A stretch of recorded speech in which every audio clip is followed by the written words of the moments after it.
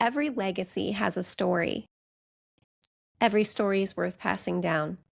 Today, we will be talking with Mike Taylor, a former Green Beret, a father, a business owner, and entrepreneur. I would like to start by talking to you about the boy and man behind the stories that we have heard. Why don't you tell us where you grew up? Well, initially, I grew up in Arizona. We are Native Americans, and my mother raised us as a single mom, me and my brother and sister for a while, because my biological father died before I even knew him. And my mom did a wonderful job, tough job, as many people know, raising three children alone. She ended up meeting and marrying my stepfather, who was in the Army at Fort Huachuca, Arizona. And so we went to a military base, an Army base in Asmara, Ethiopia, where we moved to, because that's where my dad got assigned. And it was just amazing. And we had organized sports, and people actually took time to talk to you and care for you. It was wonderful. And then from there, we moved to different places every 2.5 to 3 years, because that's what the Army does. He was in military intelligence. And he ended up settling at Fort Devens, Massachusetts, where I ended up going to high school and playing football, and then subsequently ended up, which I hated the guys in the military. I thought they were all dorks. I ended up going into the military from there and got assigned to 10 Special Forces Group right back at Fort Devens. What kind of kid were you growing up? I was a kid that loved to fight. Um, for me, the fun was we'd tie one hand because we only had one set of boxing gloves and they weren't very good. So I always got stuck putting it on my left hand, and I was the youngest one, and I'd have to fight all the older kids. So we'd tie one hand up and have to use the other hand to fight. So that was our fun. You create fun games. Then when I was 17 years old, I was still doing it with my best buddy here in Massachusetts, Marty Wallace. What a riot. Yeah. And so we always staying busy doing something. And, Cowboys and Indians, because we were Indians, we always beat the Cowboys. Nobody There you wanted to go. be a cowboy. So I started playing sports, organized sports, and football, basketball, track. Those are, all my favorite sports. And I thrive for those. That was just such a wonderful thing to be able to play those sports. Did you have a favorite Football, football? definitely. American football. All right. And did you play that throughout school and high school? I did. And I had some scholarships to go to college and play. But at the last minute, there was this opportunity to sign up for American Special Forces. They would take you right from high school. It was an experiment they were running for about 6 months. And of course, I thought, at 17 years old, you can't tell me I can't do something. My dad was trying to tell me, no, don't do it. Their life expectancy is not very long. And, not many people can make it. It's really hard to make it. It's like 1 out of 100 people make it. Again, you can't tell a cocky 17-year-old kid he can't do something. Of course, I turned down all the scholarships, and my mom was saying, sweetie, do what you want. I got your back. That's what moms do. And I was fortunate and lucky enough, and I made it through. I was one of those. We started with 169 guys total in pre-phase, ended up graduating 3 from our class. It was interesting. And I did not want to go home if I failed, because my father would be telling me, I told you so. Right, right. Well, as you reflect on that decision today, would you change it if you could go back? Of course not. Absolutely not. One of the things I did miss, though, is the college experience playing football. I would have loved to play with some of my friends that went on to college to play, like Joe Morse. He's still to this day the all-time leading rusher at Syracuse University. But other Mm. than that, no, I wouldn't have changed anything. I truly value the experience going into the military. It was great for me. And I was around a lot of really, top-notch tier one people, which is fantastic. That's where you really get to see how good you are. Why don't you walk me through that? What was the experience like when you first joined? Well, you start off with basic and AIT, advanced individual training. So from there, I went to Fort Bragg, North Carolina for pre-phase of U.S. Special Forces training, the JFK Institute for Military Assistance, what it was called. And they try to wash you out as quick as possible there. They just wanted to cut numbers. And If you made it through pre-phase, then you could get out to Camp McCall, which is phase one. You make it through phase one, you go on to the more academic phase two, whatever your particular job was. Mine initially was demolitions. And then phase three, where you put it all together and work as a true team. And so you get a real understanding of it. So when you do go to a real team, you know what's coming. And then when you get to your team, of course, everything's different because it's real world and real operation. So everything is a little bit different and you learn, constantly learning. Would you say that early period, going through those trainings changed you? Yeah, it definitely changes you, changed me. You learn a lot, you mature really fast. You have no choice and you push yourself beyond what you thought you could push. They say it's mind over matter. It truly is. We were doing one rucksack march and we all have to come in as the main body of a group and back to the camp. So I think this is probably about a 10 or 12 miler. It's dark and we're pushing hard and the main group comes in. We see the lights of the camp probably half a mile away. So like horses running back to the barn. So we're all excited. We're pushing hard, pushing hard, pushing hard. So they open the gates. We go in. We think we're done. The instructor says, open the other gates. So we realized, we're not done. We're going through and we're going to go out the other gates. Right then, there was probably about 60 or 70 of us in the group. Probably about 40 quit right there. And what the instructor did, went out the other gate, walked about 100 meters and turned around and came back. It was just a psychological game they were playing. That's all, just to see if you could take it. Yeah, see how far you would go. Yeah, we lost, a lot of people during that time. In your earlier years, high school into the military, were there certain people that influenced you in making the decisions you did? Sure. I used to go to the gym on Fort Devens, and me and a high school buddy of mine, would play basketball 2-on-2. We'd pick two guys to play basketball with, and we'd always win. We'd bet $2 each. So we'd each win $2 and go down to Mr. Tom's Pizza Shop and have a sub and a soda for our lunch. But we knew we were going to win because all military intelligence guys were dorks and they couldn't play sports for the most part. But then when we were in lifting at night, we met these other guys, kind of long hair, a little bit different. They're quite normal guys. It's like, this is strange. What are they doing here? And I found out they were special forces guys. So I ended up getting to work out with them and getting to know them a little bit from the gym. And they were very helpful, constantly teaching us. And a lot of them influenced me at that point to say, I'm going to try going into special forces for this experiment instead of going on to college to play football. When did you first realize that you wanted a more unconventional life? I think probably about that when I was going through special forces school, the things we were learning, saying, okay, I get this. This is good stuff. We don't have to follow the normal traditional path. We do things very unconventional in special forces. It's unconventional warfare.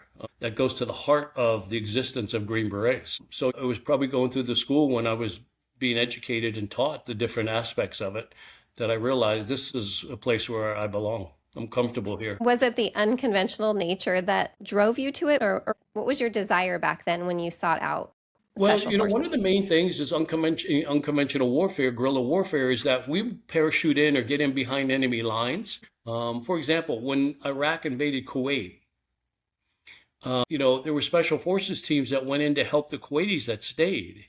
And we start setting up targets, training the Kuwaitis and then setting up targets to attack the Iraqi army. They don't know where it's coming from. It's these small attacks here, there, and everywhere. And now they're not able to sleep at night because they're petrified. So that's one of the ways we set up resistance. It's not your normal where we're going to jump in our tanks and come shoot you. This is totally different. It's unconventional warfare at its finest. So we're in there teaching as trainers, but then taking them into combat. So that's the kind of stuff that's truly unconventional, goes to the heart of U.S. Special Forces to train, assist, and advise. And it was exciting. It's exciting because it's very challenging. I know you mentioned that your dad telling you couldn't join was part of the reason you joined. But there's got to be along the way some thoughts about why you would continue. And was it just that excitement of what you were doing that kept you in, or was there something? No, it wasn't just the excitement of it. There's so many different facets to it. There's a saying that we have, to be a good Special Forces soldier, you got to be able to shoot, move, and communicate. Well, there's a lot in the shoot, move, and communicate. There's scuba diving, there's static line parachuting, there's halo jumping, high altitude, low opening, when you're jumping from 30,000 feet, opening at 3,000 feet. into enemy territory. There's other stuff that, you know, remember, as a young 20-something-year-old kid, I'm getting to learn how to detonate a nuclear bomb, a tactical nuclear bomb, and parachute this in. This is cool stuff. Who gets to do that? And I'm getting paid to do it. Are you kidding me?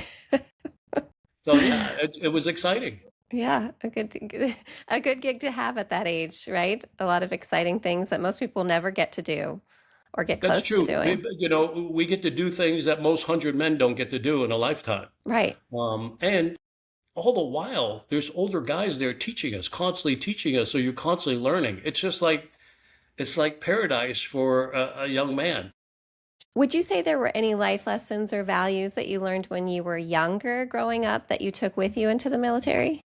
Oh yeah, oh yeah. Yeah. My mother instilled it in me when I was very young. Your word is so important, and that holds true all through special forces, especially in special forces. When you look at somebody's parachute and we're at 30,000 feet, you've got oxygen on. They want to know, is their pin okay?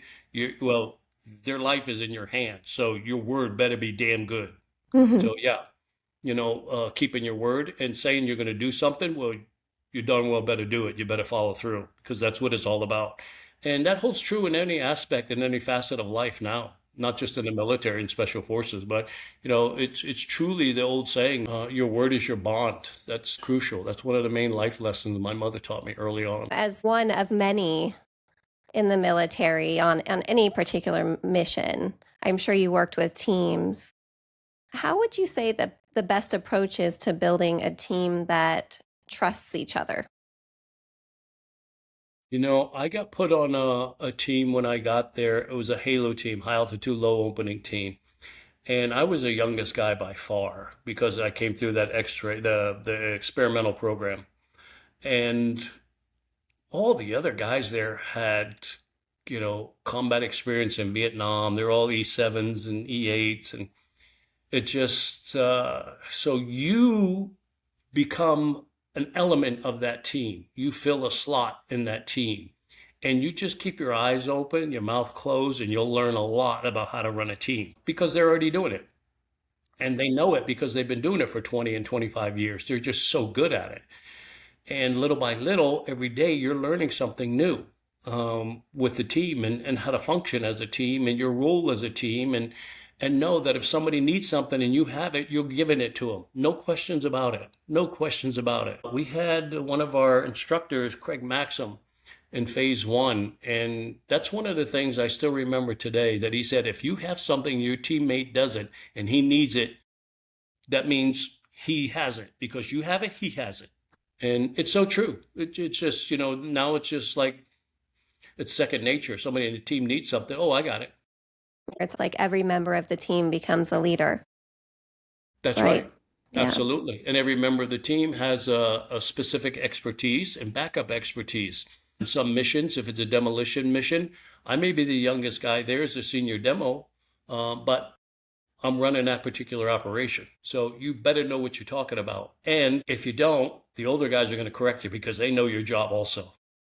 Do you think that leadership can be taught, or do you think that it's just innate in some people? Absolutely, it can be taught. Leaders aren't necessarily born. Leadership comes from a lot of study, a lot of experience, a lot of mistakes, a lot of failures, and a lot of positive aspects, successes. I remember talking to a young captain when I was in the Fort Devens mess hall, and he was talking to me. I was still in high school, and he was talking to me about you got to understand something in special forces. These guys don't work for me because I'm a captain. They work with me. We all work together as a team. That changes leadership function, from the get-go. Because sure, at the end of the day, the team leader's the boss, but the team leader also looks at it as we're all in this together. And you don't work for me, you work with me. And we take that on also.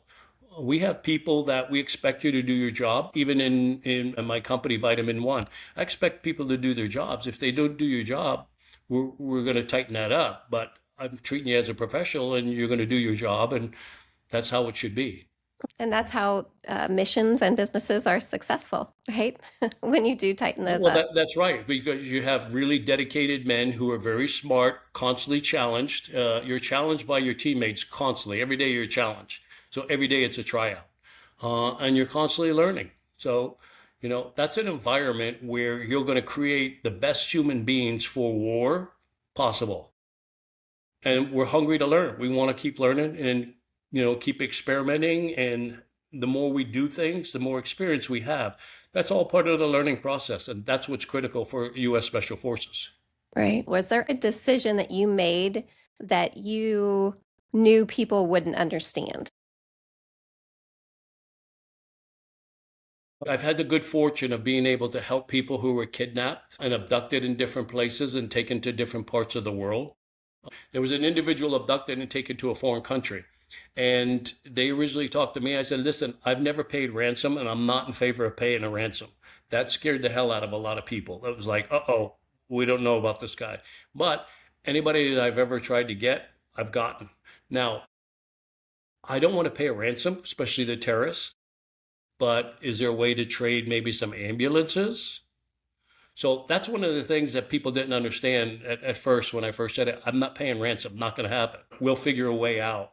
That's hard when you're the loved one sitting at the other end of the table thinking, I want my wife or my husband, my child out no matter what. I don't care what we have to pay. And then when the guy that you're hoping is going to rescue your loved one says, we're not paying any cash ransom. Yeah, they didn't understand initially. That resulted in a success, and there was no cash paid. Initially, it was just like you said, they didn't understand the decision. If it was my loved one, I'd feel the same way they do. I want them back. I don't care what you do, pay, Right. whatever. But as the professional that's got to get them back, I don't want to give the terrorists money that's going to allow them to run operations to get more Americans or more allies kidnapped. Let's talk about a particular mission, an extraordinary chapter, I think, probably in your life. Um, and that's the Carlos Ghosn matter. What made you say yes to that task? Everything I had heard about him was that he was a good, honorable man. He's getting screwed over because he's a non-Japanese. The Japanese judicial system will never be fair to him. At any time, did you hesitate in making that No, decision? no. Once I said yes, there's no hesitation. This job will get done and I will save him. Was there any sense of fear in moving forward with that mission? Fear? Yes. No, there's no fear. Mm. No, I just did all the vulnerability assessments the best I could to make sure that everything was solid, set up perfectly. So Murphy's Law, if something can go wrong, it will go wrong. Doesn't jump up and bite us in the backside. Mm-hmm. And I was confident, and I told him and the family that when I'm 100% confident, I'll move forward, and it'll get done. That's my word. I told them on a certain date I was 100% confident. I'm ready to go. Let's do it. Did you think that making that decision and moving forward would affect your family at that point? No, because it wasn't a violation of law. No violation of law. Right.